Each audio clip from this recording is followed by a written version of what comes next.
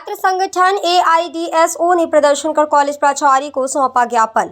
गुना विगत दिनों में जारी सरकारी फरमान के अनुसार महाविद्यालय में बायोमेट्रिक उपस्थिति पंजीकरण प्रक्रिया को शुरू की गई है। महाविद्यालय ने भी इसी के तहत आनन फानन में बिना किसी उचित तैयारी के चंद दिन का समय देकर छात्रों के समक्ष सूचना भेज उन्हें पंजीकरण के लिए महाविद्यालय बुलाया। लेकिन जब पहले दिन ही हजारों छात्र महाविद्यालय पहुंचे तो कॉलेज में कोई व्यवस्था न होने के चलते छात्रों को कोई परेशानियों का सामना करना पड़ा। छात्र लाइन में खड़े हैं लेकिन उनका रजिस्ट्रेशन करने के लिए ऑपरेटर उपलब्ध नहीं थे। 40 मशीनों में से 5 से 6 ही ऑपरेटर कॉलेज में उपलब्ध रहे हैं, बाकी मशीनों पर कोई उपलब्ध नहीं था। इसके साथ ही छात्रों को रोज कॉलेज बुलाया जा रहा है, लेकिन छात्रों की कक्षाएं लगाने के लिए उचित व्यवस्था नहीं है। कक्षाओं में साउंड सिस्टम नहीं है, पढ़ने के लिए नए पाठ्यक्रम की किताबें नहीं है, तो छात्र कैसे पढ़ पाएं। इन समस्याओं के समाधान को लेकर आज प्राचार्य छात्र संगठन AIDSO की कॉलेज इकाई द्वारा प्रदर्शन कर ज्ञापन सौंपा गया। कॉलेज इकाई अध्यक्ष राधेश्याम चंदेल ने बताया कि महाविद्यालय प्रशासन की लापरवाही के चलते ही छात्रों को परेशान होना पड़ रहा है। प्रशासन को पूरी तैयारी के साथ ही रजिस्ट्रेशन की प्रक्रिया को शुरू करना चाहिए था। ऐसे में जब छात्र समुदाय एकजुट होकर समस्याओं के निराकरण की मांग महाविद्यालय में कर रहे हैं तो धारा 144 का हवाला देकर छात्रों को आंदोलन प्रदर्शन करने से रोके जाने की कोशिश भी की जा रही है। इन हालातों में आज यहां प्राचार्य महोदय को ज्ञापन सौंपा गया।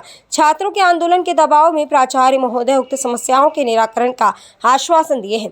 छात्र संगठन का कहना है कि जल्द ही हर एक समस्या का समाधान नहीं होता तो छात्र तेज आंदोलन करने पर बाध्य होंगे। पाएंगे कि नहीं पढ़ पाएंगे उसकी चिंता नहीं है, छात्रों को किताबें होंगी कि नहीं होंगी उसकी चिंता नहीं है, लेकिन इमेज खराब नहीं होना चाहिए। ऊपर फोटो चले जाएंगे, वायरल हो जाएंगे, पता चल जाएगा।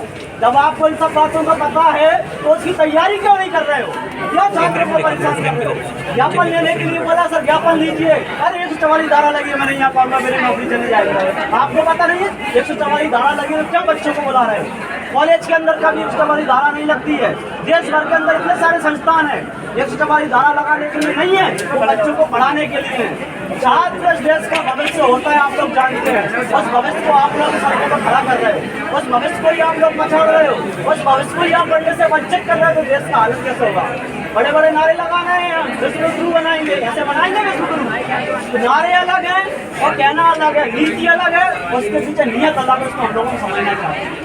तो अभी सर ने बोला है कि भैया ठीक है आप लोग आ जाओ, ज्ञापन हम ले लेते हैं, मजबूरी है, ज्ञापन लेना उनकी मजबूरी है, खुशी नहीं है कि हम छात्रों की समस्याओं को दूर करें। अभी हम लोग कॉलेज के अंदर चलना है, जो भी छात्र की जो समस्या हो, डरना नहीं है, हम ये डरने के लिए नहीं आए, हमने कोई अपराध नहीं किया है। हमारी प्रॉब्लम है किन मतलब खुद को सहते हुए, कष्टों को सहते हुए रुपया पैसा खर्च करके आप लोग यहाँ पे आ रहे हो, और सर को बोलना भी उनको भी समझ में आना चाहिए। छात्र संगठन ऑल इंडिया DSO के द्वारा कॉलेज प्राचार्य को ज्ञापन दिया गया है। अभी पिछले 4 दिन से कॉलेज में एक नोटिफिकेशन जारी किया गया था कि अब छात्रों की बायोमेट्रिक अटेंडेंस लगाई जाएगी, तो उसके लिए पंजीकरण की प्रक्रिया शुरू की गई थी। कॉलेज प्रशासन ने बिना किसी तैयारी के छात्रों को बुला लिया। छात्रों की संख्या 16,000 है। छात्र समय पर 10 बजे कॉलेज में उपस्थित है, लेकिन 10 बजे क्या देखा जा रहा है? ऑपरेटर नहीं है मशीन पर। 40 मशीनें लगाई गई लेकिन 7 ऑपरेटर हैं। ये कॉलेज की स्थिति थी। छात्र सुबह 10 बजे से खड़ा है, 5 बजे कॉलेज से जा रहा है, निराश होकर के जा रहा है। वो लाइन में खड़े खड़े उसके पैर दर्द कर रहे हैं। एक छात्रा आई जो एक बच्चे की माँ थी, बच्चे को साथ में लेकर के सुबह से वो खड़ी है, लेकिन कोई उसका प्रक्रिया नहीं की जा रही है। ये कॉलेज प्रशासन की घोर लापरवाही है। अगर व्यवस्था नहीं थी तो छात्रों को नहीं बुलाना चाहिए था, उसके लिए पर्याप्त समय दिया जाना चाहिए। एक दिन के अंदर 16,000 बच्चों का रजिस्ट्रेशन हो पाए, ये संभव नहीं था। कॉलेज प्रशासन की लापरवाही के चलते छात्र दूर दराज गाँवों से आ रहा है, परेशान हो रहा है। उसको लेकर कल हमने सर से बात करने की कोशिश की।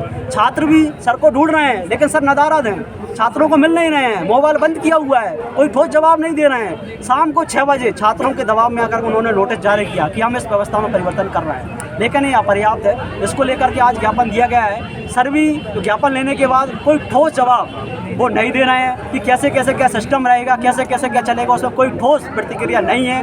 और जो भी उन्होंने जानकारी दी जाती है कॉलेज प्रशासन के द्वारा वो अपर्याप्त है और समय पर छात्रों को नहीं पहुंचती है। छात्रों को जानकारी पहुंचाने के लिए कोई कॉल करने की व्यवस्था नहीं है। व्हाट्सएप पे जारी कर दिया, जिन छात्रों के पास मोबाइल नहीं है तो वहाँ तक कैसे पहुँचे। जब इन सारी समस्याओं कॉलेज में छात्र देख रहा है और उसको बोलने के लिए जा रहा है तो रातों रात कॉलेज एक नोटिफिकेशन जारी कर रहा है कि कॉलेज के अंदर धारा 144 है, आप आंदोलन मत करिए, आप प्रदर्शन मत करिए, आप चुपचाप रहिए, भीड़ मत लगाइए। 16,000 बच्चों को आप ही कॉलेज में बुला रहे हैं ना, तब 144 धारा नहीं है क्या? उसके हिसाब से व्यवस्था की जानी चाहिए थी।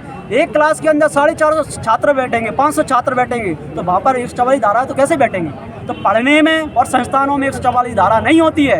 यहाँ पर छात्र पढ़ने के लिए आते हैं, आतंकवाद मचाने के लिए नहीं आती हैं, चोरी डकैती करने के लिए नहीं आते हैं। ये दंगा ही नहीं है, ये छात्र हैं। छात्रों को देश का भविष्य कहा जाता है, लेकिन आज उसी भविष्य को शिक्षा से वंचित करने का प्रयास किया जा रहा है। उसको लेकर आज हमने यहाँ पर ज्ञापन दिया है और सर भी बोल रहे हैं कि हम उचित व्यवस्था करेंगे। अगर ऐसा नहीं होता है, छात्रों के लिए पर्याप्त व्यवस्था नहीं होती है, उनके पढ़ने के लिए बैठक व्यवस्था नहीं होती है, रहने के लिए आवास की व्यवस्था नहीं होती है, तो छात्र तेज आंदोलन करने के लिए बाध्य होंगे। मेरा नाम देवेंद्र सेन, सचिव कॉलेज इकाई AIDS। अपडेट मीडिया के लिए गुना से इद्रीस मंसूरी की रिपोर्ट।